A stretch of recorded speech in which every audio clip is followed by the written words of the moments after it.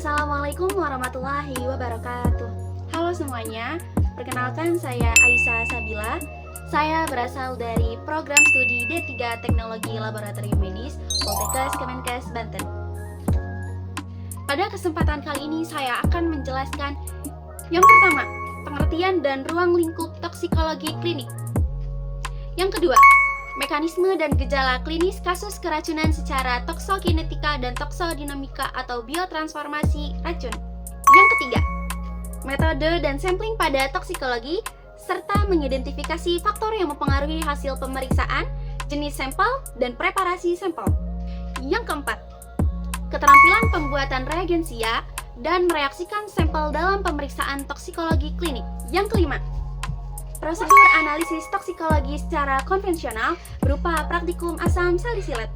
Yang keenam, prosedur analisis toksikologi secara modern berupa praktikum diazepam. Yang ketujuh, analisis keracunan pangan bidang toksikologi berupa praktikum formalin dan boraks. Toksikologi merupakan berasal dari bahasa Yunani, yaitu toksiko atau tokson yang dapat diartikan sebagai racun, sedangkan logi atau logos dapat diartikan sebagai ilmu. Jadi, toksikologi itu apa sih teman-teman?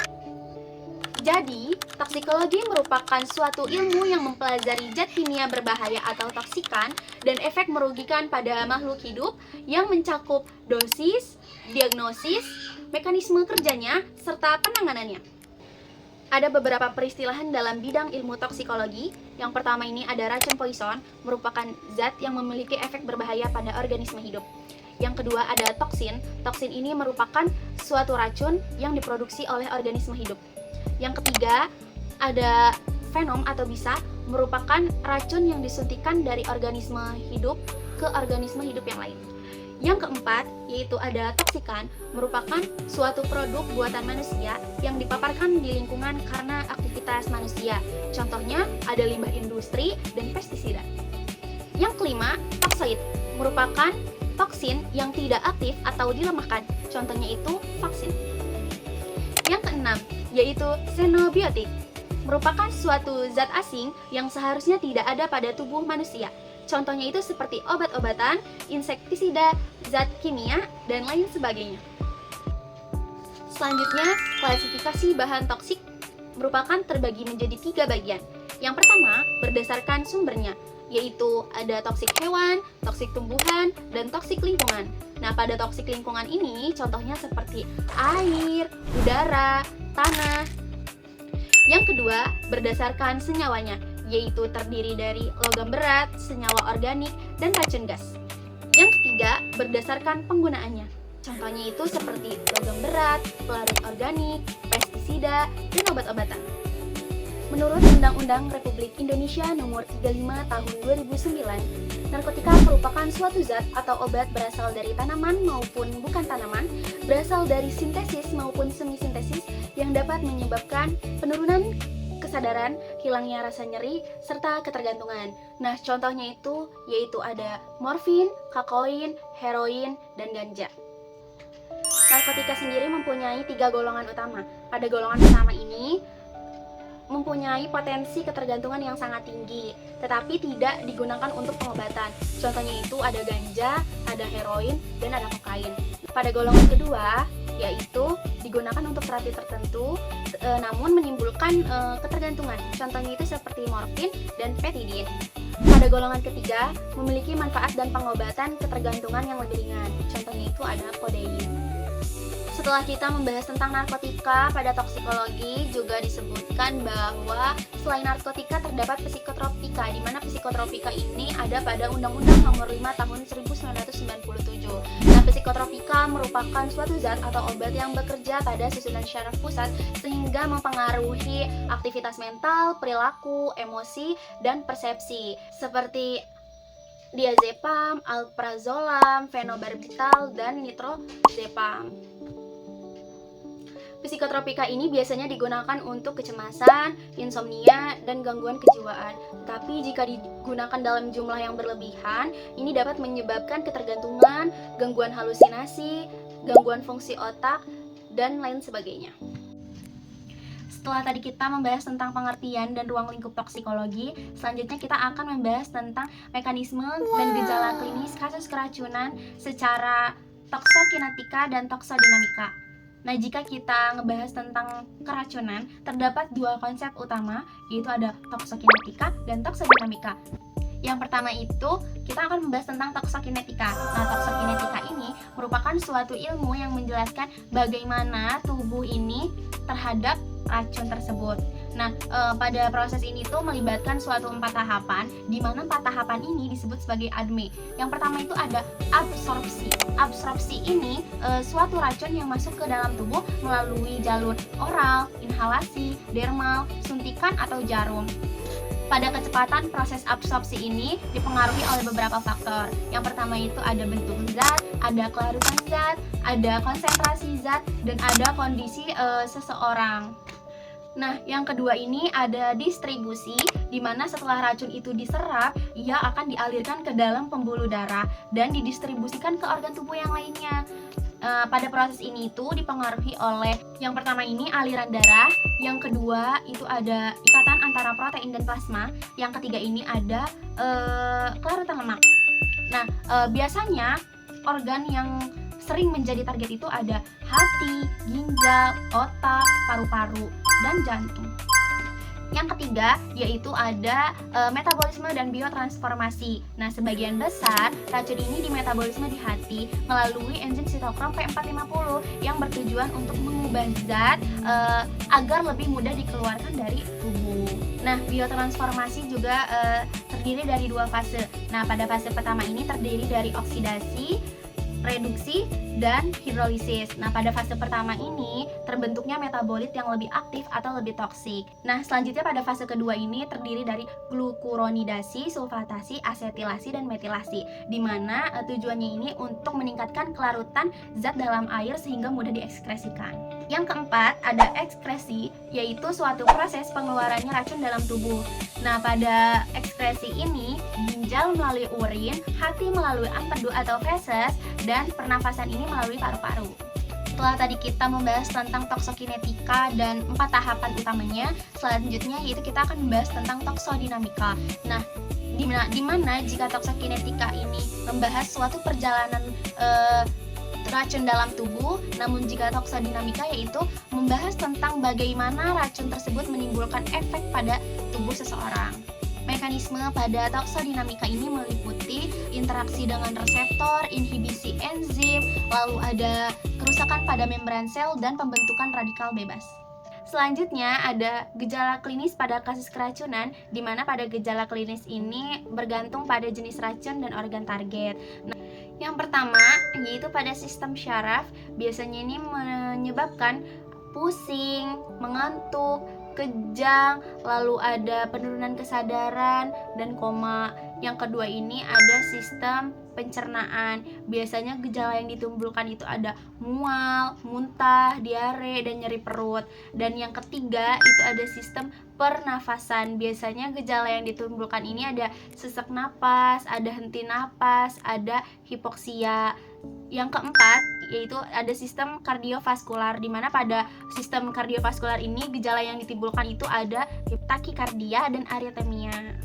Nah, selanjutnya di sini ada metode dan sampling pada sampel toksikologi. Nah, keberhasilan suatu pemeriksaan ini bagaimana kualitas suatu sampel digunakan juga.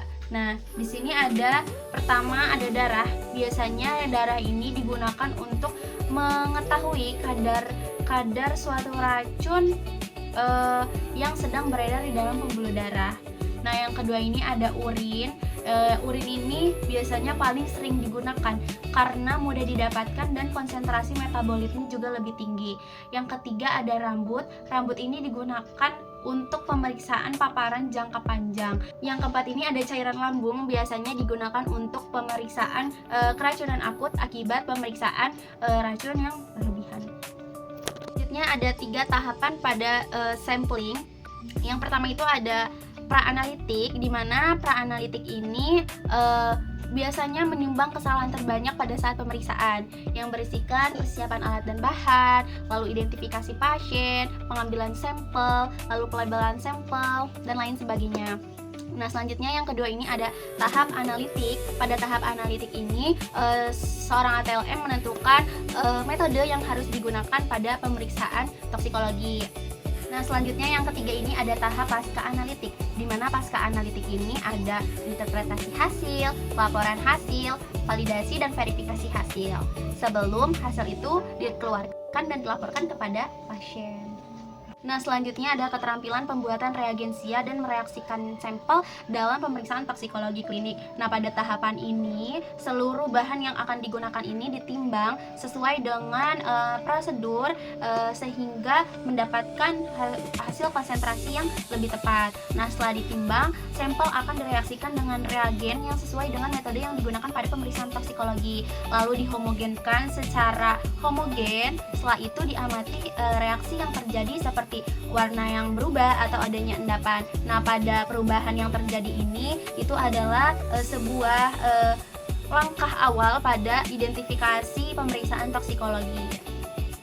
Selanjutnya kita akan membahas tentang prosedur analisis pemeriksaan toksikologi secara konvensional pada pemeriksaan asam salisilat. Nah, di mana tujuannya ini untuk mengetahui adanya kandungan asam salisilat pada suatu sampel. Nah, prinsip yang digunakan ini yaitu asam salisilat dalam sampel akan diekstrasi dalam suasana asam menggunakan eter, kemudian diuapkan. Nah, residu yang didapatkan ini akan direaksikan dengan besi 3 klorida hingga membentuk senyawa berwarna ungu atau violet.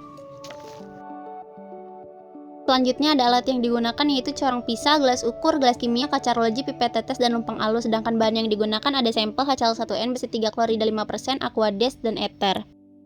Cara kerjanya itu yang pertama kita timbang 2,5 gram sampel atau 2,5 mili sampel, masukkan ke dalam corong pemisah, lalu tambahkan 2,5 mili aquades, tambahkan 2,5 mili HCl1N, dan tambahkan 5 mili eter. Kemudian homogenkan, diamkan secara vertikal hingga membentuk 2 lapisan. Nah, pada bagian lapisan bawah ini dibuang, lalu lapisan atas ini diteteskan 2,5 mili aquades, lalu homogenkan, diamkan secara vertikal kembali hingga terbentuk 2 lapisan. Nah, pada lapisan bawah ini dibuang kembali dan ambil 3-4 tetes lapisan atas, teteskan pada cawan penguap. Setelah itu didiamkan di lemari asam hingga kering. Selanjutnya teteskan 2-3 tetes besi 3 klorida.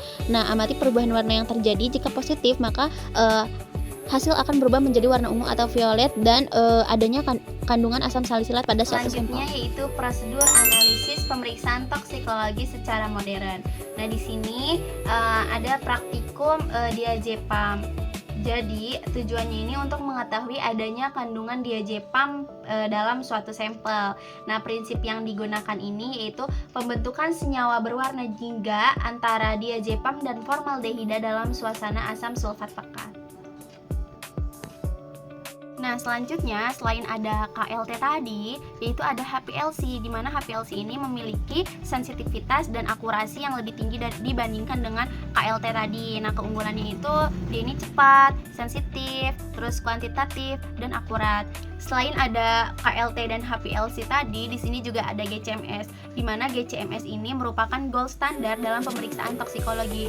Nah, keunggulannya ini karena identifikasinya dapat sangat sensitif, terus sensitivitasnya juga sangat tinggi. Selain itu dapat mendeteksi banyaknya senyawa toksikologi dalam waktu yang bersamaan.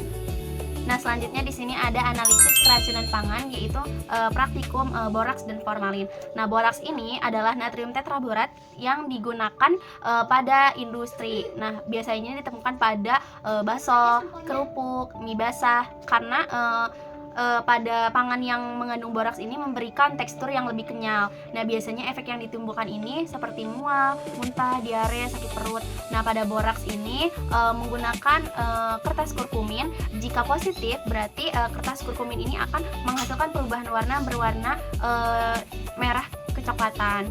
Nah, selanjutnya ada formalin, merupakan larutan formaldehida sekitar 37%. Nah, biasanya digunakan sebagai pengawet mayat, disinfektan, lalu ada bahan industri juga. Namun disalahgunakan untuk mengawetkan tahu, ikan, dan mie basah.